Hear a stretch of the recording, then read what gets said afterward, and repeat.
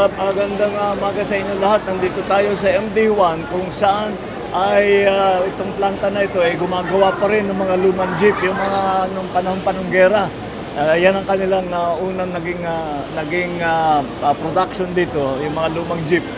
Pero ngayon, kaya tayo nandito, tinitingnan natin kung ano yung mga kailangan gawin para kaya na nila na makapag-fabricate ng all Filipino na electric na tricycle at saka electric na jeepney kung sakali dumating sa ganun. Kaya tinitingnan namin ang mga facilities, ano yung nandito na, ano na yung mga kulang, ano pa yung mga kulang na susuportahan ng ating DOST ng national government para makapaggawa na tayo ng electric vehicle dito sa Pilipinas. At kinikilala na naman itong MD1 na very matagal nang nasa trabahong ganito at sila ang nangunguna sa mga ibang teknolohiya na kailangan natin para makapagbuo, makapag-fabricate, makapag-manufacture na tayo ng electric vehicle, lahat dito manggagaling sa Pilipinas.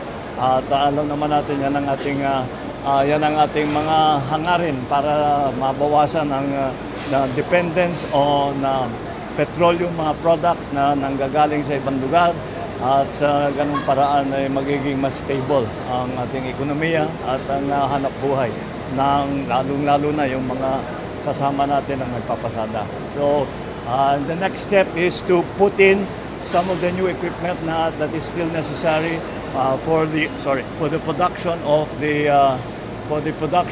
the electric vehicle.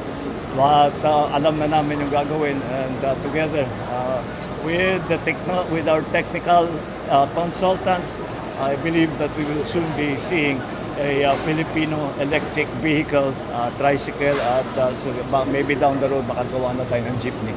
All right? Thank you.